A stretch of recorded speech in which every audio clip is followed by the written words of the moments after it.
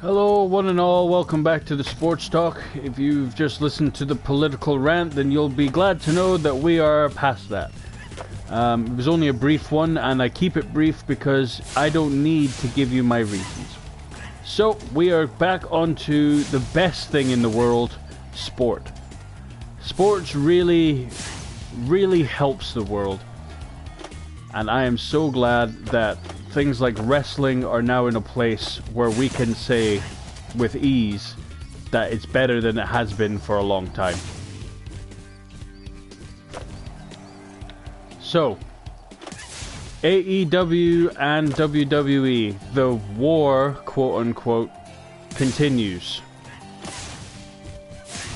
I'm still under the impression that AEW does not want to be even close to WWE. And fuck me for thinking that, right? But I mean, come on, we're getting really stupid. You know, we are getting really stupid with this AEW versus WWE, and we can blame WWE completely for this. AEW said they were an alternative, and they've stressed this, they are an alternative. They don't care about the WWE shows, they're just going to put on their best show. And let's hope WWE takes pages out of this book, and from watching the last couple of pay-per-views, they might have.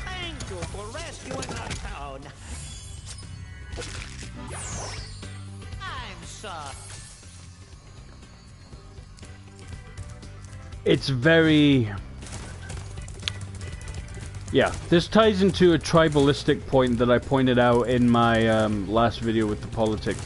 WWE are so quick to turn this into a war, and you can tell how petty it is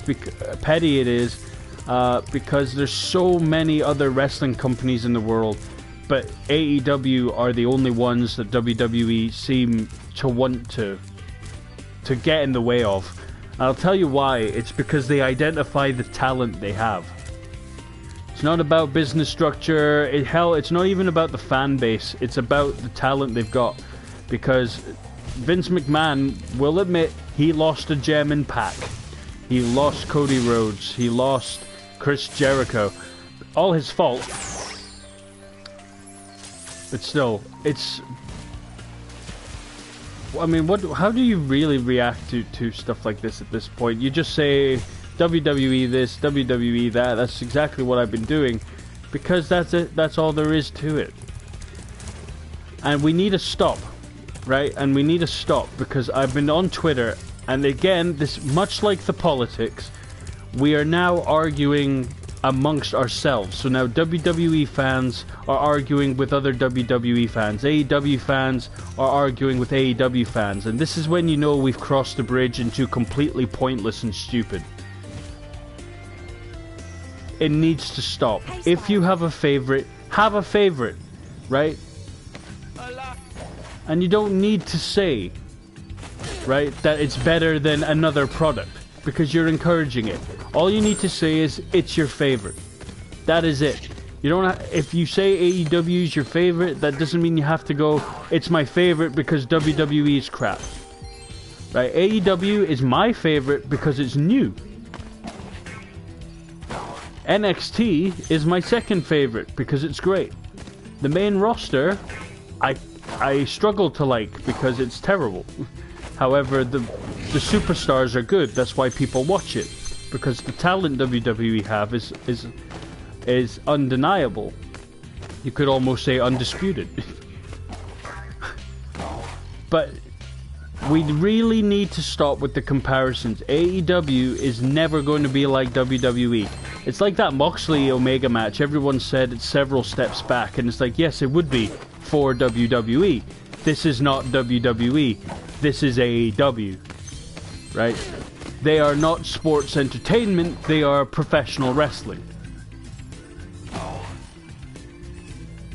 And most of you will say that's the same thing, and the reason why you'll say that is because of the same reason everyone else does. It's what we're used to. It's what we're used to, right? 9 out of 10 of us, the reason why we got into wrestling was because of the WWE. None of us will be able to deny that. But I mean, fuck the fans who decide that there's stuff out there that's better, you know? All of a sudden they're fickle. It's like, no, you're not fickle if you eat one type of bread your whole life, you finally try a different one and you go, actually, that's better. That doesn't make you fickle. That's called expanding your palate. And I'm one of the people who expand their palate. I've not ditched all wrestling and gone to AEW. I watch AEW, I watch NXT. I see highlights of New Japan. Sometimes I catch Ring of Honor. You know, I like wrestling. I'll admit Impact's pretty shit, but what are you going to do? And that's a shame, because I like members of the roster on Impact. But I think it's unbelievable. I mean, recently they had Tessa Blanchard beat Brian Cage. I'm all for the women's revolution, but a normal-sized woman beating a muscle-bound freak is unbelievable.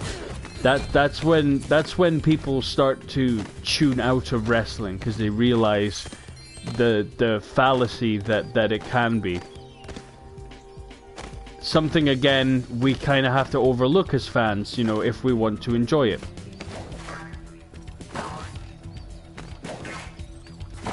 But that's the key word at the end, just enjoy it, right? Like I've just said, you know, I don't think Impact is great, but I don't go around saying that AEW is better than Impact. In fact, no one does, because everyone's only concerned about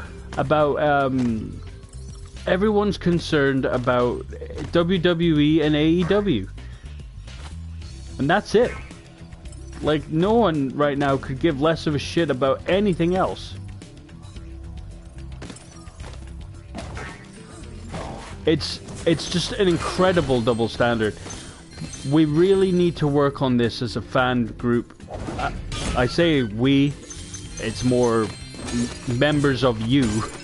I am neutral, I am non-biased, I am just a lover of good sport. I've always been like that. I love sports.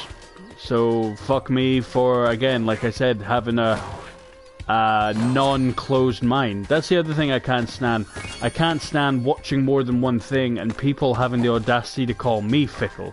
It's like, it's no wonder WWE still have a fan base of over 2 million people a week. In fact, collectively, you know, about 5 million people a week. Because their product is catered towards idiots, and like idiots, they lap it up. And they act like idiots. So I'm starting to understand why WWE treat their fans like idiots, because a majority of them are. That's painful. And I'm one of the few fans that aren't. That's why I don't really watch the main roster, because if you watch the main roster and you have a brain and you try to pick stories in WWE, you can feel your brain melt. You can feel it start to go numb from all the stupidity. There's so much stupidity in the world. So we're gonna now move on from all that negativity, as I said at the start. So what's next? What next is quite simple. Let's talk about the pay-per-views from the weekend. WWE Survivor Series and NXT War Games. Well, I'll start off on the least non-biased note ever, and I'll tell you quite easily that War Games was probably one of the best, if not the best, wrestling pay-per-view of the year. I'm not going to say it was the best story pay-per-view, because that's not true. But for a wrestling pay-per-view, from a wrestling quality standpoint, War Games was one of the best that we've seen in a long time. It was excellent pay-per-view. All the matches, the women's matches, the men's matches, it was an excellent pay-per-view. However, there was one moment that made me cringe, which I suppose it was meant to. The Dakota Kai heel turn. I have one issue with this. One issue. And it's one that I could have with anyone at any time, because this is something that happens far too often. we're not only now starting to see a repetition of story in quick succession with NXT, but we're now starting to just... It's starting to get embarrassing how things end up planning out the exact same way. It's like, all these people, you know, they say they're wrestling nerds and all that, and they all fall for stuff which has happened so many times in the wrestling product. It's just so... It's embarrassing. The repetition's embarrassing. And I'll tell you what I mean. So, Dakota Kai turns on her best friend, Tegan Nox. Shocking heel turn. It's her best friend. You know, like the angle we did with Becky and Charlotte, like the angles we do with Bayley and Sasha, like all the angles you do with Kevin Owens, and of course, most recently, like the angle we did with Io Shirai and Candice LeRae, which was what started the match. The very start of the match, we're talking about how these two were best friends, and now they've drifted apart, and now they're fighting each other, and Dakota Kai and Tegan Nox have just started that program for themselves, whilst one still technically isn't done with. I mean, we still haven't had the final payoff from Candice versus Io. I'm sure we're getting there, but I mean, you can see my point. And this is coming from a critical perspective, naturally. You know, I mean, we've got to think of something else. And, speaking of something else, right? Oh, for God's sake. There are more ways to get heat in a moment like this than targeting an injury area. This is my biggest gripe with professional wrestling. And it's something that I've never... It's something that, again, I used to like until I used to see it every damn time. And every damn time.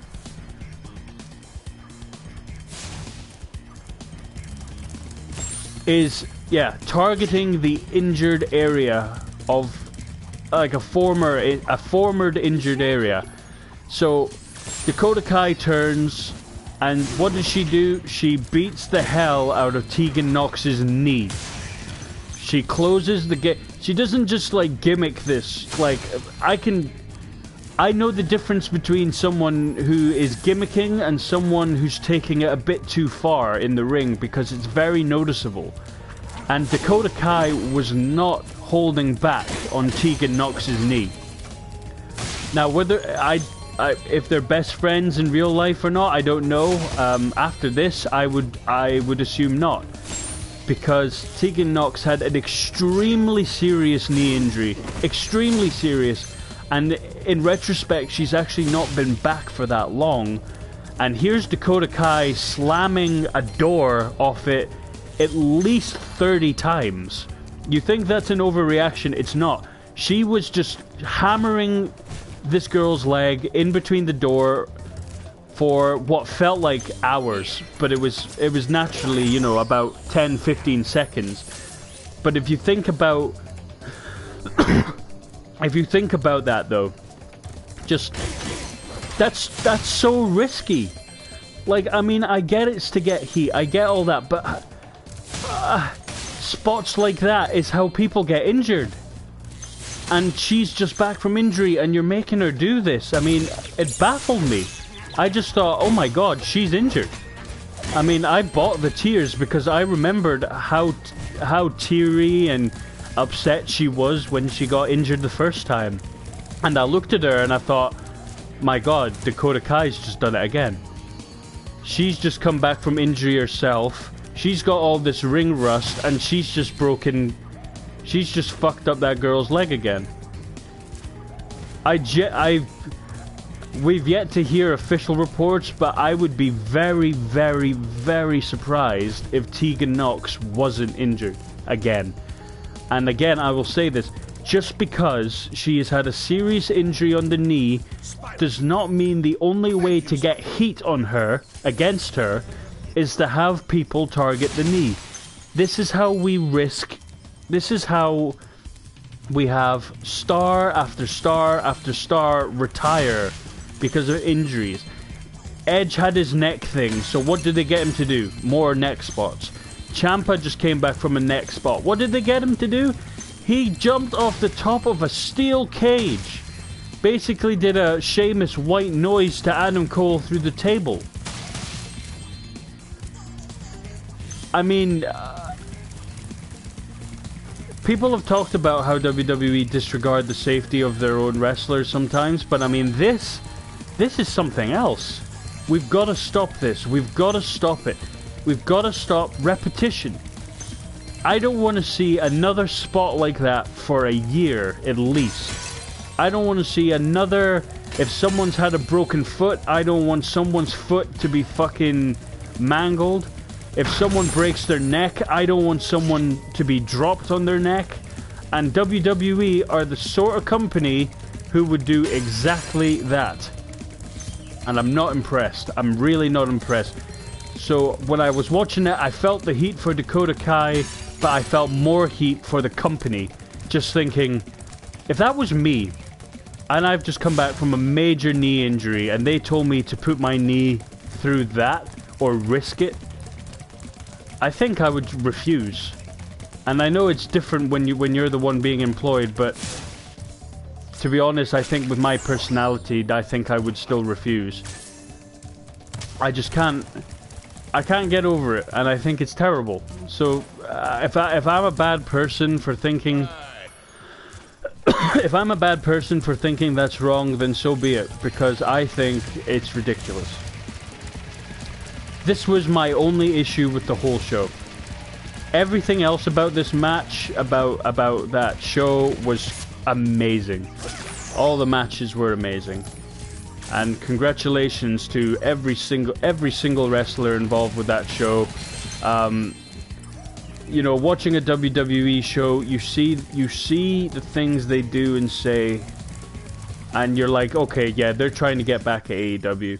But then you watch NXT. NXT are sticking with their own thing. They are doing their own thing, and you've got to respect that. And it shows, because it's actually enjoyable to watch, as is AEW. So, War Games, fantastic pay-per-view. Survivor Series. I think the only way this will ever be remembered as a memorable Survivor Series is that NXT were involved. I think that's the only claim to fame this pay-per-view will ever have. It's good, but I mean, I'm afraid that's where my compliments stop. That was terrible. There was good matches. There were slow matches. The Fiend still wrestling under a red light, which I think is so bad.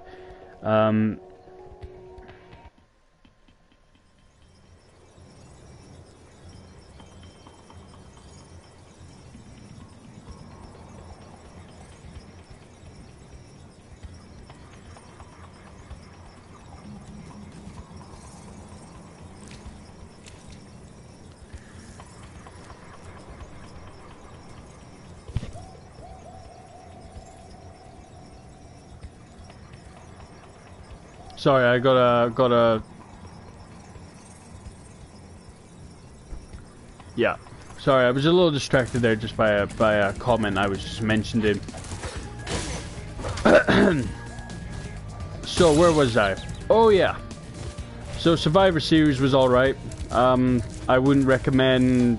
I wouldn't say that you have to go watch it like I would War Games. War Games is a pay-per-view that can get people into professional wrestling. Survivor Series, I had a hunch before Survivor Series that the pay-per-view was going to be used to push the agenda against AEW. And who won the event? NXT. NXT won Survivor Series. So not only have the main roster just been buried again, but they're just so determined to be AEW, they're willing to sacrifice everything. Yay!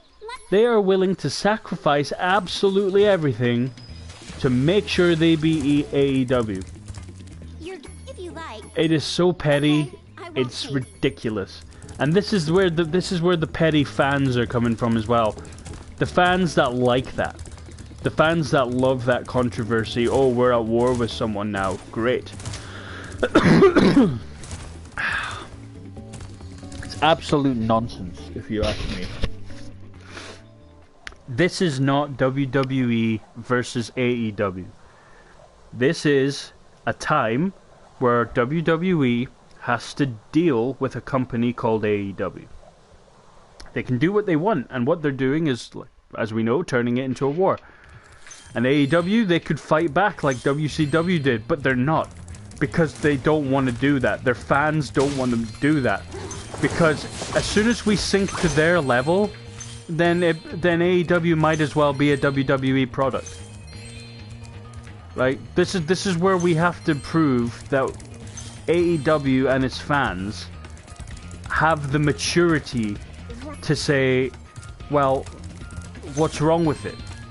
And if someone comes up with an argument, we just go, okay, well then you can continue not to watch it, and I'm going to continue to watch it because I disagree.